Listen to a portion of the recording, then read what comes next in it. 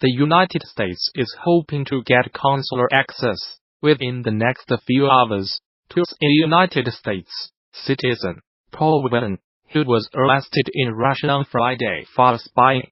Secretary of State Mike Pompeo told reporters that they wanted to know more about the charges, and if the detention is not appropriate, we will demand his immediate return. Russia says Mr. Whelan was caught spying in Moscow. His family says he was in Russia to attend a wedding and is innocent. Spy scandals have erupted between Russia and America at regular intervals since the Cold War, while Russia's actions in Ukraine since 2014, and allegations of Russian meddling in the 2016 US presidential election, have seen relations plummet. Mr. Whelan is a 48-year-old former Marine, who is now director of global security for Michigan-based automotive components supplier BorgWarner. His twin brother David Whelan told BBC News that Paul had arrived in Russia on 22 December and had been due to return on 6 January. He had been attending the wedding of a fellow former Marine to a Russian citizen and had planned to visit Russia's second city, St. Petersburg, in addition to Moscow. Paul Whelan, his brother said, has been visiting Russia for business and pleasure since 2007. David said Paul would stand out in a crowd as he is about 6'1", 8 meters, and kind of hefty with a former soldier's build. But asked if he could think of any reason why he had attracted the attention of Russian security services, David Whelan was adamant there was none.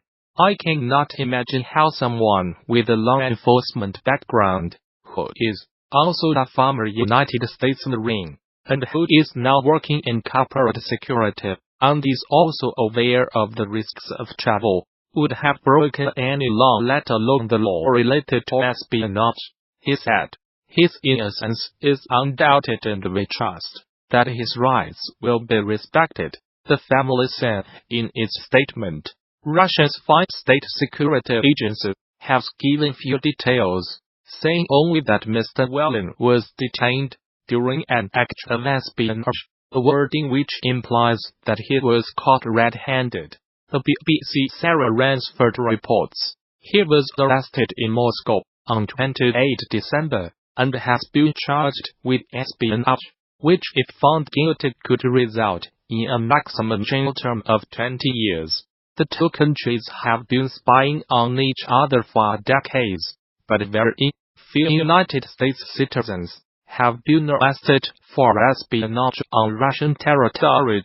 The two countries have expelled each other's diplomats at intervals, notably last year, over the Norwegian attack in the United Kingdom, which was blamed on Russia. Last month, a Russian gun rights activist held in the United States, Maria Butina, pleaded guilty to conspiracy. United States prosecutors say she acted as a Russian state agent, infiltrating conservative political groups. In 2010, 10 Russian agents were arrested in the United States, a deep-cover espionage, and later swapped for Russians convicted of spying for the West. 2 Scandinavian women tourists have been found dead in Morocco, with cords to their necks, the country's interior ministry said. Both bodies were found near the town of Imleo in the High Atlas mountain range, near the foot of North Africa's highest peak, Mount Tepco. The women, from Denmark and Norway respectively, have not yet been named. A police investigation has been launched into their deaths, the Interior Ministry statement said. A popular tourist attraction has become the latest Chinese company to show solidarity with Huawei's chief finance officer, Meng Wanzhou, who was arrested in Canada on 1 December. Shannon Mountain Scenic Park, in eastern Hainan province said it would waive the $9.65 yuan ticket fee for anyone carrying a Huawei phone. Ms. Man, who was given bail in Canada, faces extradition to the United States on charges of breaking Iran sanctions. Her case has upped tensions with China. Use Huawei phones. Shoot grand photos on the mountain. A notice on the Shannon Park's social media account said, "We wish friends around the world who support Huawei's success and bliss." The offer would last until 29 December. The South China Morning Post reported, but it was met with some criticism among China's social media users, who claimed it was discriminatory. Huawei phone owners are being offered other enticements too. They can get a 20% discount at a border in Beijing. Seen in Beijing, bring a Huawei phone and get 20% off. Similar to this story we covered yesterday, https://QXL19YPQLPIC. Twitter.com Sokolov.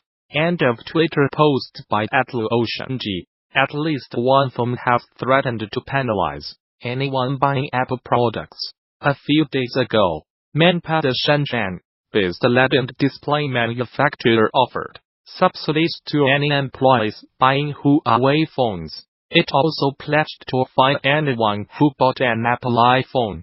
United States prosecutors alleged Ms. Man 46 used a Huawei subsidiary called Skycom to evade sanctions on Iran between 2009 and 2014. They also alleged she publicly misrepresented Skycom as being a separate company from Huawei, and that she deceived banks about the true relationship between the two companies. Ms. Man, who is the daughter of Huawei's founder, has denied any wrongdoing and said she will contest the allegations. Life of Huawei's high-flying heiress. The United States has been investigating the Chinese telecoms giant, the world's second-largest smartphone maker, since 2016, believing that it used Skycom to bring United States manufacturing equipment and millions of dollars in transactions to Iran in violation of sanctions. Ms. Man's detention comes amid an increasingly acrimonious trade dispute between Washington and Beijing. China is angry at her detention, saying she has not violated any laws. Beijing has threatened severe consequences unless Canada releases the executive. Since her arrest, 2 Canadians, a former diplomat and a businessman, have been detained in China on suspicion of harming national security. United States President Donald Trump said last week that he might intervene in the United States Justice Department's case against Ms. Man if it would serve national security interests. I'll help achieve a trade deal with China if I think it's good for what will be certainly the largest trade deal ever made, which is a very important thing. What's good for national security? I would certainly intervene if I thought it was necessary, he told Reuters news agency. Canada reacted by urging Mr. Trump not to politicize the situation. Our extradition partners should not seek to politicize the extradition process or use it for ends other than the pursuit of justice, Foreign Minister Chrystia Freeland said. A popular tourist attraction has become the latest Chinese company to show solidarity with Huawei's chief finance officer, Meng Wanzhou, who was arrested in Canada on 1 December. Shannon Mountain Scenic Park in eastern Hainan province said it would waive the $9.65 yuan ticket fee for anyone carrying a Huawei phone. Ms. Man, who was given bail in Canada, faces extradition to the United States on charges of breaking Iran sanctions. Her case has upped tensions with China. Use Huawei phones. Shoot grand photos on the mountain. A notice on the Shannon Park's social media account said, "We wish friends around the world who support Huawei's success and bliss." The offer would last until 29 December. The South China Morning Post reported, but it was met with some criticism among China's social media users, who claimed it was discriminatory. Huawei phone owners are being offered other enticements too. They can get a 20% discount at a border in Beijing. Seen in Beijing. Bring a Huawei phone and get 20% off. Similar to this story we covered yesterday. https://QQXL19YPQLPIC. Twitter.com Sokolov. End of Twitter post by @LuOceanG. At least one firm have threatened to penalize anyone buying Apple products.